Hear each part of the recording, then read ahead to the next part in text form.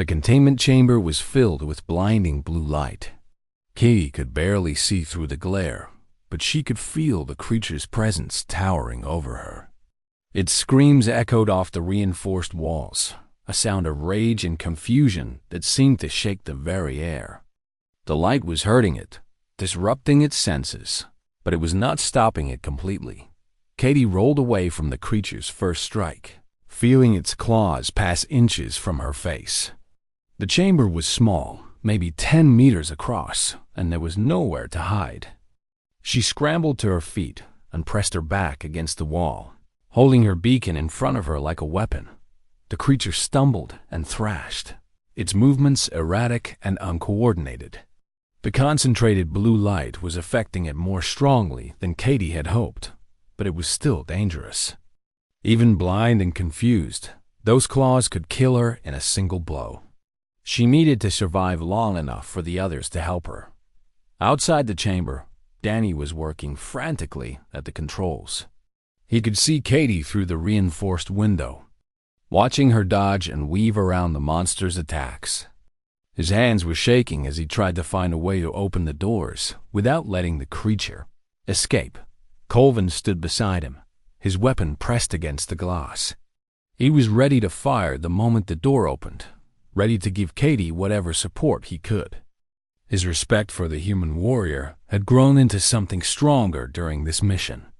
She had shown courage that he had rarely seen in his own people, and he would not let her die if there was anything he could do to prevent it. Zaltan was monitoring the station systems from a nearby console. His eyes went wide as he noticed something dangerous. The containment chamber was never designed to produce this much light for this long.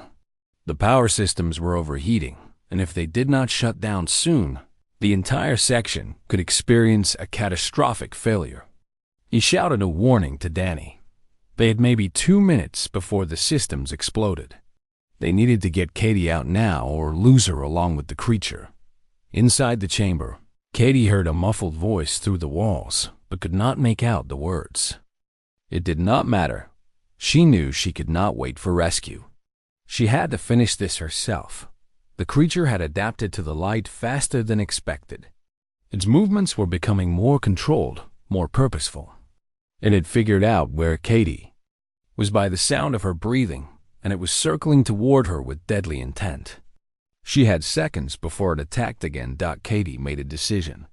She turned off her beacon and plunged the chamber into relative darkness. The sudden change confused the creature, causing it to hesitate for just a moment. Katie used that moment to move. She had noticed a weak point in the creature during their encounters. Its joints were not as heavily armored as the rest of its body. If she could get close enough, if she could strike at exactly the right angle, she might be able to hurt it. She ran directly at the creature.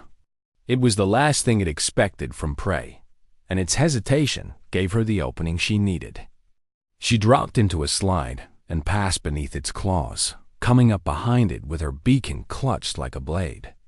She jammed the device into the joint of its knee and activated it at maximum power. The creature screamed and collapsed, its leg giving out beneath it. Katie did not stop. She climbed onto its back and wrapped her arms around its neck, holding on with all her strength. The creature thrashed and tried to throw her off, but she refused to let go. Outside, Danny had found the emergency release for the chamber door. He activated it just as the power systems began to spark and smoke. The doors slid open, and Colvin rushed inside with his weapon firing. His shot struck the creature's wounded leg and side, causing it to scream even louder. Zaltan followed with a plasma cutter he had grabbed from the engineering supplies, adding his own attack to the assault. The creature was surrounded, wounded, and unable to fight back effectively. Katie let go and dropped to the ground, rolling away as Colvin delivered the final blow. His weapon discharged at point-blank range into the creature's head, and the Shade Hunter finally went still. Silence fell over the chamber. Katie lay on her back, breathing hard, staring at the ceiling. Her body was covered in cuts and bruises from the fight, but she was alive. Against all odds, she had survived, Danny helped her to her feet, his face pale but smiling. He told her that she was insane and that he never wanted to go through anything like that again. Katie laughed and said she felt the same way. Valton was already examining the creature's body, his scientific curiosity overcoming his fear now that the threat was ended. He said the creature was definitely dead. Its ancient systems finally shut down after thousands of years of existence. He would recommend that the body be destroyed completely, leaving nothing behind that could ever be used to create another monster like this. Colvin approached Katie and stood before her in silence. Then he did something that surprised everyone. He placed his hand over his heart and bowed his head, a gesture of deep respect in Cel'Var culture. He said that she had earned the title Valkyra 100 times over. He would tell his people what she had done here, how a human had saved Cel'Var lives and destroyed a threat that had killed dozens of their warriors. They returned to the Steadfast as heroes. Captain Simmons met them in the hangar bay again, and this time her face showed nothing but pride. She told Katie that her actions would not be forgotten. The creature was destroyed. The station was being abandoned permanently, and everyone who survived owed their lives to one brave woman who refused to give up. In the days that followed, Valton kept his promise. He transmitted a full report to the Cel'Var Dominion, describing everything that had happened on the station. He credited Katie Monroe with saving multiple Cel'Var lives and eliminating a threat that could have spread throughout the galaxy. He recommended that the Dominion consider opening diplomatic channels with humanity, not as enemies to be fought, but as potential allies to be respected. The response from the Dominion was cautious, but positive.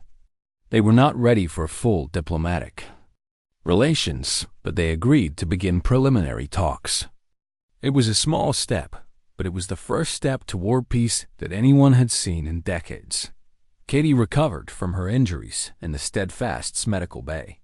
She had broken 2 ribs, fractured her left arm, and collected more bruises than she could count.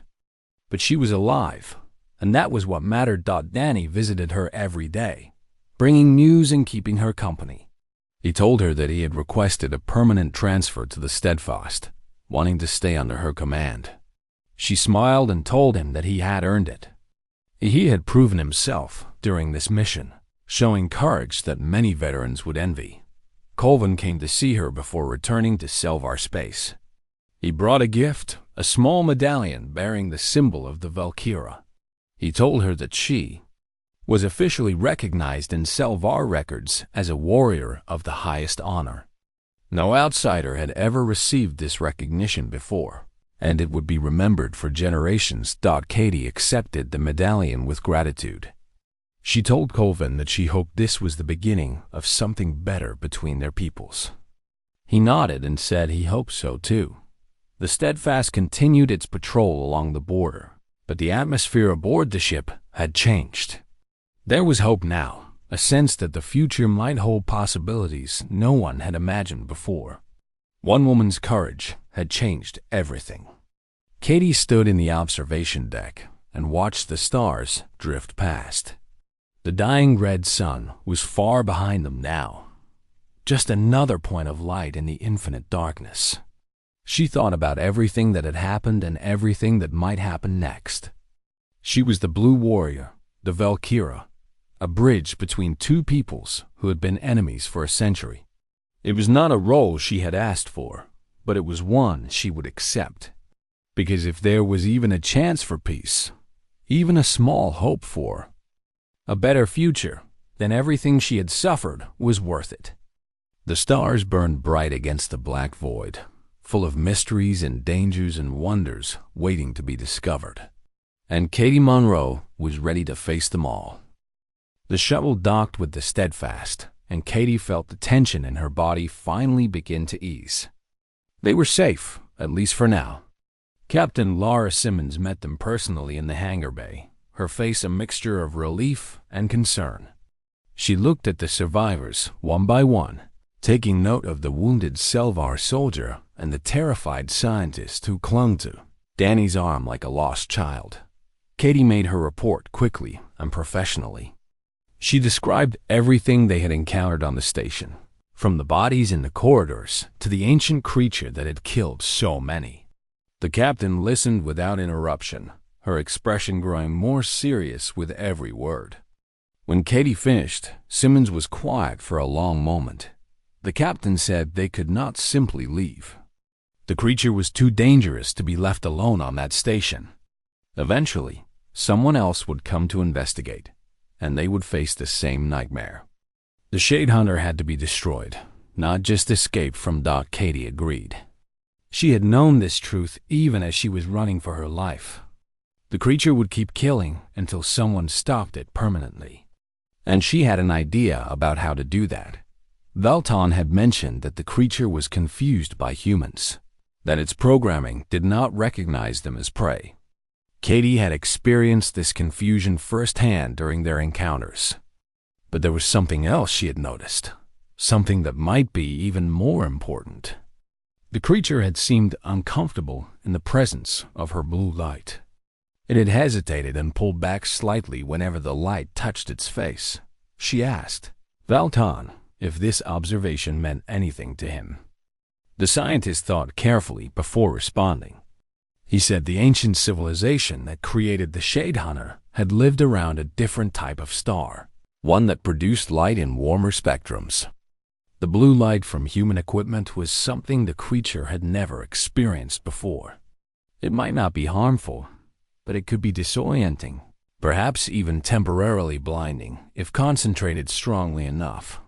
Katie felt a plan forming in her mind. If they could lure the creature into a contained space and expose it to intense blue spectrum light, they might be able to disable it long enough to finish it off. The station's engineering section had emergency containment chambers designed to handle dangerous materials. If they could trap the creature in one of those chambers and flood it with light, they might have a chance. Captain Simmons approved the plan but insisted that they minimize risk to the crew. She would not send anyone back to that station who was not absolutely necessary. Katie understood. She would lead the mission herself, with only volunteers at her side. Danny was the first to step forward. He said he was not going to let Katie face that thing alone. His voice was steady now, no longer trembling with fear. The experience on the station had changed him, hardened him into something stronger than before. Colvin also volunteered. The Cel'Var soldier had lost his entire squad to the creature, and he wanted revenge. More than that, he had come to respect Katie in a way he had never expected to respect a human. He said she had earned the title Valkyra, which meant Blue Warrior in his language. It was a name given only to the greatest fighters in Cel'Var history, and no outsider had ever carried it before. He would follow her into the darkness because she had proven herself worthy. Velton insisted on joining them as well. He was not a fighter, but he knew the station better than anyone. He could guide them to the engineering section and help them operate the containment systems. His knowledge might mean the difference between success and failure. They prepared for the mission with careful precision. Katie modified her personal emergency beacon to emit concentrated blue spectrum light, creating a weapon that might give her an edge against the creature. Danny gathered additional equipment, including explosives that could be used to seal off corridors and limit the creature's movement. Colvin checked his weapons and armor, preparing for the fight of his life. The shuttle launched again, carrying its small crew back toward the station. The dying star burned red in the viewport, casting long shadows across their faces. No one spoke during the journey. Words seemed inadequate for what they were about to face. They entered the station through a different airlock this time, one closer to the engineering section. Katie led the way with her modified beacon ready. The corridors were darker than before. The emergency lighting finally began to fail after days of operation. The shadows seemed to press in from all sides, hiding dangers that could not be seen. They reached the engineering section without encountering the creature. This worried Katie more than a direct attack would have. The Shade Hunter was intelligent, and it had learned from their previous encounters. It was waiting for them, probably setting up an ambush somewhere ahead.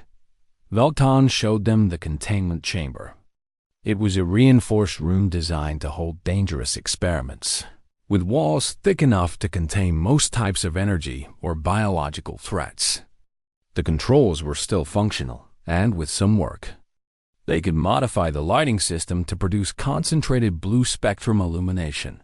Danny and Velton got to work on the modifications while Katie and Colvin stood guard. The silence was oppressive, broken only by the sound of tools and quiet breathing. Every shadow seemed to hide a threat, every distant noise a sign of approaching death. The work took nearly an hour. When it was done, the containment chamber was ready. All they needed now was to lure the creature inside. Katie knew that she would have to be the bait. The creature was curious about her in a way it was not curious about the others. It saw her as something new, something worthy of study before killing.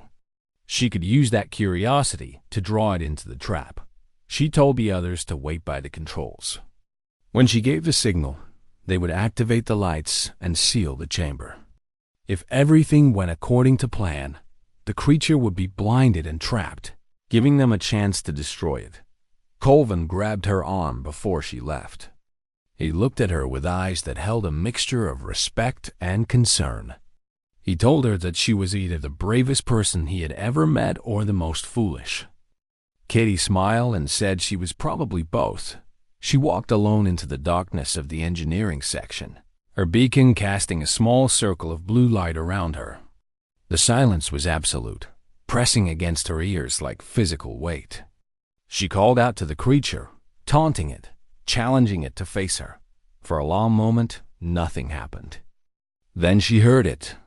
The soft scrape of claws on metal, coming from somewhere above her. She looked up and saw the creature clinging to the ceiling, its black body barely visible against the shadows.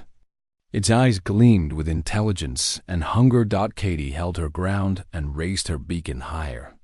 The creature dropped from the ceiling and landed in front of her with a sound like thunder. It was so close she could smell its breath, hot and rank with the scent of death. Its claws flexed at its sides, ready to tear her apart.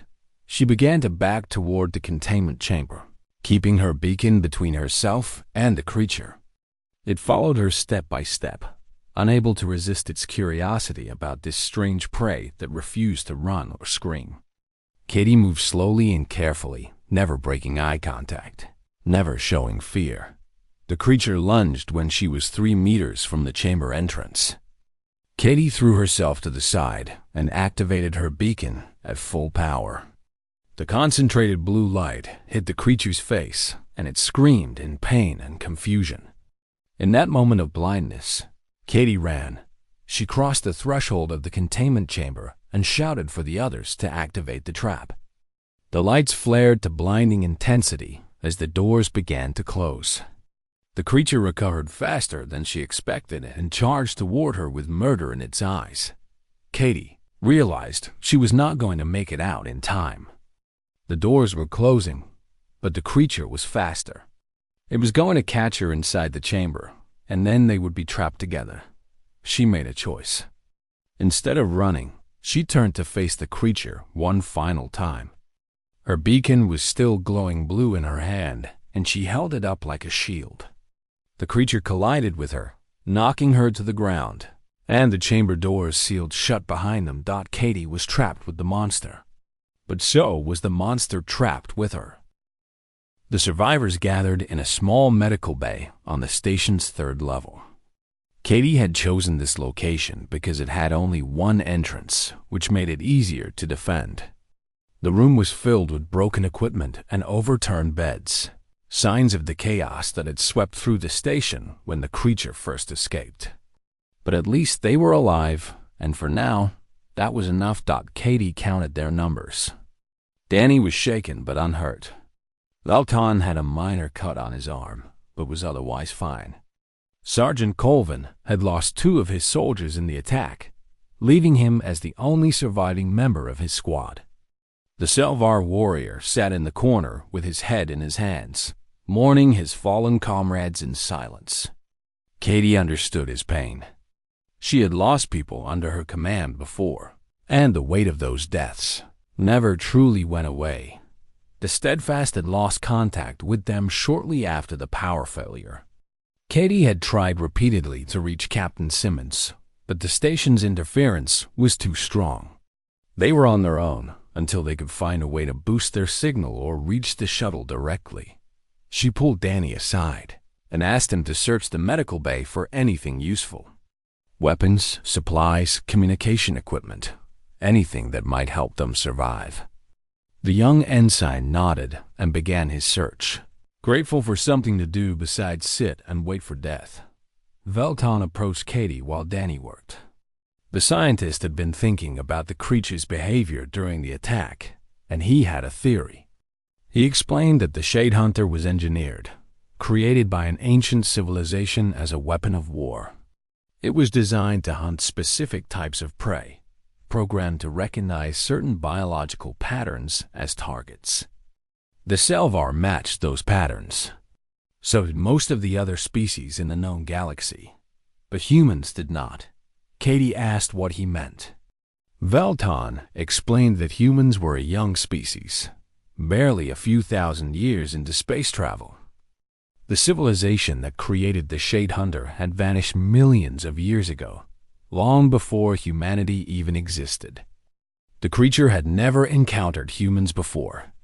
Its programming did not know how to classify them, and that confusion had caused it to hesitate when it saw Katie standing in its path. Thought it was not much of an advantage. Velton admitted. The creature was intelligent enough to adapt, to learn that humans were prey just like everyone else. But for now, in this moment, Katie represented something the Shade Hunter had never faced before. An unknown variable in an equation it thought it understood. Katie absorbed this information carefully. It was not a solution, but it was a start. If the creature was confused by humans, then she could use that confusion to their advantage. She just needed to figure out how Danny returned with his findings. He had discovered a portable communication device that might be powerful enough to reach the Steadfast if they could get closer to the hull. He had also found medical supplies, emergency rations, and a single plasma cutter that could be used as a weapon if necessary. It was not much, but it was better than nothing. Katie gathered everyone together and explained her plan. They would make their way toward the station's outer ring, where the hull was thinnest and the communication signal would be strongest. From there, they would contact the Steadfast and coordinate an extraction. The shuttle was still docked at the main airlock, and if they could reach it, they could escape this nightmare. Sergeant Colvin stood up and faced Katie directly. His eyes were hard and suspicious. He asked why he should follow a human. His people had been fighting and dying on this station for days, and now a stranger expected him to trust her with his life. It was not an unreasonable question. Katie met his gaze without flinching. She told him that she did not care about politics or borders or the history between their species. She cared about getting everyone off this station alive. If he had a better plan, she was willing to listen. If not, then he could either follow her or stay here and die alone. The choice was his. The silence stretched between them for a long moment. Then Colvin nodded slowly. He did not trust her, but he respected her. That would have to be enough for now. They moved out in a tight formation. Katie took the lead again, her blue light cutting through the darkness like a beacon. Danny walked close behind her, the communication device clutched in his hands. Velton stayed in the middle of the group, and Colvin brought up the rear with his weapon ready. The station was a maze of corridors and chambers, and Katie had to rely on her instincts to navigate through it. She could feel the creature's presence somewhere in the darkness, watching and waiting. It was hunting them, but it was also being careful. Her unexpected resistance in the earlier encounter had made it cautious. They reached the outer ring after what felt like hours of walking. The hull was visible through reinforced windows, and the dying red star cast long shadows across the metal floor. Katie found a maintenance alcove with a clear view of space and told Danny to try the communication device. The young ensign worked quickly, adjusting frequencies and boosting the signal. Static filled the air for several tense minutes. Then, finally, a voice broke through. It was Commander Greg Patterson, first officer of the Steadfast. He sounded relieved to hear from them. Katie reported their situation in quick, efficient sentences. She told him about the creature, about the survivors, about their plan to reach the shuttle. Patterson relayed the information to Captain Simmons, and a moment later, the captain's voice came through the communicator. She told Katie that the Steadfast was moving into position to provide support. They would be ready to extract the team as soon as they reached the shuttle. Katie felt a surge of hope. They were not alone anymore. Help was coming, but the hope did not last long. A sound echoed through the outer ring, the familiar scrape of claws on metal. The creature had found them. Katie turned to face the corridor behind them. The darkness there seemed deeper than before, as if the shadows themselves were alive. She raised her weapon and told the others to keep moving toward the shuttle. She would hold the creature off for as long as she could. Colvin grabbed her arm and asked what she was doing. She was going to get herself killed. Katie looked at him with calm determination. She told him that she was buying them time. Someone had to stay behind, and she was the only one the creature seemed uncertain about. For the first time, she saw something change in the Cel'Var soldier's eyes. The suspicion faded, replaced by something closer to admiration.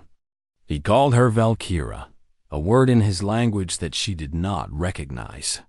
Then he released her arm and led the others away. Katie stood alone in the corridor, her blue light the only barrier between her and the hungry darkness. The creature emerged from the shadows slowly, as if testing her resolve. It was even more terrifying up close than she remembered. Its black skin absorbed the light around it, and its eyes gleamed with predatory intelligence. She did not run. She stood her ground and met its gaze, refusing to show fear. The creature tilted its head, studying her with that same confusion she had seen before. Then it moved. Katie fired her weapon and dodged to the side, using every skill she had learned in years of combat training. The creature was fast, but so was she. They danced through the corridor in a deadly exchange of strikes and evasions. And somehow, impossibly, Katie held her own. She could hear the others reaching the shuttle in the distance. Danny's voice came through her communicator, telling her that they were aboard and ready to launch. She just needed to get there. Katie made her move. She threw herself through a side passage and ran faster than she had ever run before. The creature roared behind her, finally committing to the chase. But she had bought enough time. She burst through the airlock and into the shuttle just as Danny sealed the door behind her. They launched into space with the creature's screams echoing in their ears. They had escaped. But Katie knew this was not over. The creature was still alive, and as long as it existed, no one was safe. Katie led her small group away from the sealed door and into a nearby control room. The space was dark, except for the glow of emergency screens and the soft blue light from her equipment. She needed answers, and Velton was the only one who could provide them. The Cel'Var scientist was still shaking, but he seemed slightly calmer now that they were no longer standing in front of that terrible door. She asked him to explain everything from the beginning. Velton sat down on a broken chair and wrapped his thin arms around himself. His voice was quiet, but steady as he began to speak. The Cel'Var Dominion had discovered something 5 years ago. A derelict ship drifting at the edge of known space, older than any civilization currently alive in the galaxy. The ship was dead, its systems long since failed, but inside they found something that was not dead. A creature in suspended animation, preserved by technology so advanced that even the greatest Cel'Var scientists could not fully understand it. They brought the creature to this station for study. They wanted to learn its secrets, to understand how something could survive for thousands of years without food or air or warmth. They called it the Shade Hunter because of the way it moved in darkness, always staying just beyond the edge of sight. For years they kept it frozen and studied it carefully, taking samples and running tests. Then 3 days ago, something went wrong. A power fluctuation, a mistake in the containment protocols. Veltan did not know exactly what had happened. All he knew was that the creature woke up. And when it woke up, it was hungry. Katie listened to his story without interrupting. When he finished, she asked him to describe the creature. Veltan closed his eyes as if trying to block out the memory. He said it was tall, almost 3 meters in height, with a body built for speed and killing. Its skin was black and seemed to absorb light rather than reflect it. It had claws that could cut through armor like paper and teeth designed for tearing flesh. But the worst part was its intelligence. This was not a mindless beast. It was a hunter, a predator that planned and adapted and learned from every encounter. Danny had been listening from the doorway, keeping watch on the corridor outside. His face was pale but determined. He asked Veltan if the creature had any weaknesses. The scientist shook his head slowly. Their weapons had done nothing to it. Their traps had failed. Everyone who tried to fight it had died. Katie refused to accept that answer. Everything had a weakness. They just needed to find it. She was about to ask more questions when a sound echoed through the station. It was distant and faint, like metal scraping against metal somewhere deep in the ventilation system. Everyone in the room went silent. The creature was moving. Katie ordered Danny to seal the control room door. He rushed to comply, his fingers fumbling with the lock mechanism. The sound came again, closer this time. It was above them now, moving through the ceiling ducts with a speed that seemed impossible for something so large. They waited in tense silence for what felt like hours, but was probably only minutes. The sound faded away, moving toward another section of the station. Katie let out a breath she had not realized she was holding. They were safe for now, but that would not last. The creature was hunting, and eventually it would find them. She needed to get everyone off this station.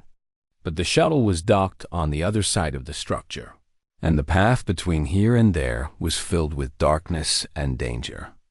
They would have to move carefully and quietly if they wanted to survive. Katie was about to explain her plan when new sounds reached her ears. Footsteps, heavy and deliberate, coming from the corridor outside. These were not the sounds of the creature. These were boots on metal, the sound of soldiers marching.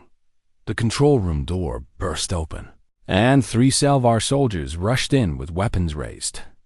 They were wounded and exhausted, their armor cracked and stained with blood. When they saw Katie and Danny, they immediately pointed their guns at the humans. The lead soldier shouted at them in the Cel'Var language, demanding to know what humans were doing on their station. Katie raised her hand slowly and responded in the trade language. She explained that they had come in response to a distress signal and that they meant no harm. The soldier did not lower his weapon.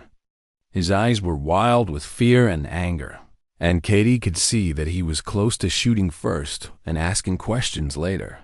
Veltan stepped forward and spoke rapidly in his native tongue. Katie did not understand the words, but she understood the tone. He was defending her, explaining that she had saved him and that they needed to work together if any of them wanted to survive. The soldiers hesitated, their weapons wavering. Finally, the lead soldier lowered his gun. He introduced himself as Sergeant Colvin and said that his squad had been fighting the creature for 2 days. There had been 12 of them at the start. Now there were only 3. He looked at Katie with suspicion, but also with something that might have been desperate hope. He asked if she had a way off the station. Katie nodded. Her shuttle could hold all of them if they squeezed together. But first they needed to reach it, and that meant crossing through territory where the creature might be waiting. The group began to move. Katie took point, her weapon raised and her senses alert. Danny walked beside Velton, helping the scientist navigate the dark corridors. The three Cel'Var soldiers followed behind, their injuries slowing them down, but their determination keeping them moving. They had traveled less than 100 meters when the lights went out. Complete darkness fell over them like a heavy blanket. Katie activated the blue light on her equipment, creating a small circle of visibility around her. The others did the same with their own lights, but the darkness pressed in from all sides. Danny was the first to see it. He was walking past an open doorway when something moved in the blackness beyond. He caught only a glimpse, a shape that was darker than the shadows around it, but it was enough. He shouted a warning and raised his weapon. The creature came out of the doorway like a nightmare given form. It was exactly as Velton had described, tall and black and built for killing. It moved so fast that Katie barely had time to react before it was among them. 2 of the Cel'Var soldiers died in the first 3 seconds. The creature cut through them with claws that gleamed in the blue light, leaving their bodies crumpled on the floor. Sergeant Colvin fired his weapon again and again, but the shots seemed to do nothing. The creature turned toward him with a sound that might have been laughter. Katie did something that surprised everyone, including herself. She stepped between the creature and Colvin, placing her body directly in its path. Her blue light shone full on its face, and for a moment, just a single moment, the creature hesitated. It looked at her with eyes that held ancient intelligence, and she saw something flicker across its features. Confusion, perhaps, or curiosity. That moment was all she needed. She shouted for everyone to run, and they ran. They fled down the corridor with the creature's roar echoing behind them, and somehow, impossibly, they escaped. When they finally stopped to catch their breath, Velton looked at Katie with wonder in his eyes. He said the creature had never hesitated before. It had never stopped for anyone. He asked her what she had done. Katie did not have an answer, but she knew one thing. The creature had seen something in her that it had not expected. And whatever that something was, it might be the key to surviving this nightmare. The distress signal came through at 3 in the morning, ship time. It was weak and broken, barely more than static with a pattern hidden inside. Lieutenant Commander Katie Monroe was the first to notice it. She had been sitting alone in the observation deck of the patrol vessel Steadfast, watching the dying star burn red against the black emptiness of space. Sleep had not come easy for her in weeks, and she had learned to fill the quiet hours with work. She brought the signal to Captain Laura Simmons within minutes. The captain was a careful woman with gray hair and steady hands. She had commanded the Steadfast for 9 years and had seen enough strange things in deep space to know when something felt wrong. This signal felt very wrong. The source was an abandoned research station orbiting the dying star. According to official records, the station had been empty for over 200 years. It once belonged to the Cel'Var Dominion, one of the most powerful and hostile alien empires in the known galaxy. The Cel'Var had no love for humans. They saw humanity as a young and reckless species, too dangerous to be trusted and too stubborn to be controlled. Border conflicts between human colonies and Cel'Var territory had claimed thousands of lives over the past century. Captain Simmons studied the signal for a long time before speaking. The pattern was definitely artificial. Someone or something was calling for help from a place that should have been dead and forgotten. She looked at Katie and saw the same thought in her eyes. They had to investigate. Katie volunteered to lead the reconnaissance team. She was the best combat pilot on the ship, known throughout the fleet for the distinctive blue markings on her fighter craft. Her call sign was simply blue, and she had earned it through years of service in the most dangerous regions of space. Ensign Danny Reeves would go with her. He was young, barely 22 years old, and this was his first deep space assignment. Katie had taken him under her wing because she saw potential in him, a spark of courage that had not yet been tested. The shuttle launched an hour later. Katie flew them through the shadow of the dying star, its red light painting everything in shades of blood and rust. The station grew larger in their view, a massive structure of metal and glass that had once been a place of science and discovery. Now it looked like a tomb floating in the void. Danny was nervous. Katie could see it in the way he gripped his seat and checked his equipment over and over again. She told him to breathe and focus on the mission. Fear was natural, she said, but letting it control you was a choice. He nodded and tried to calm himself, trusting her words because she had never led him wrong before. They docked at the main airlock without any problems. The station's emergency systems were still running on backup power, which meant the lights were dim and the air was cold but breathable. Katie led the way with her weapon raised, her blue-lit equipment casting a soft glow in the darkness. Danny followed close behind, his own weapon ready. The first corridor was empty. The second corridor was not. Katie found the bodies 20 meters from the airlock. Cel'Var soldiers, at least 6 of them, scattered across the floor like broken dolls. Their armor had been torn apart by something with terrible strength. Their weapons had been fired but had clearly done no good. Whatever had killed them had done so quickly and without mercy. Danny nearly lost his composure at the sight. He had never seen death like this before. Katie put a hand on his shoulder and told him to stay focused. They needed to understand what had happened here before they could decide what to do next. She reported the situation back to Captain Simmons on the Steadfast, describing the scene in calm and measured words. The captain ordered them to proceed with caution, but continue the investigation. If something dangerous was loose on the station, they needed to know what it was. Katie agreed and led Danny deeper into the structure. They found more bodies as they went.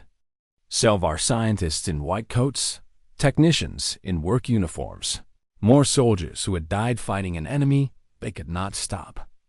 The pattern of death was always the same: fast, brutal, and utterly one-sided. Katie counted at least 30 dead before she stopped counting. It was Danny who found the survivor. He heard a sound coming from a storage compartment and called Katie over. She opened the door slowly, expecting an attack, but instead found a Cel'Var scientist huddled in the corner. He was shaking with fear, his large dark eyes wide with terror.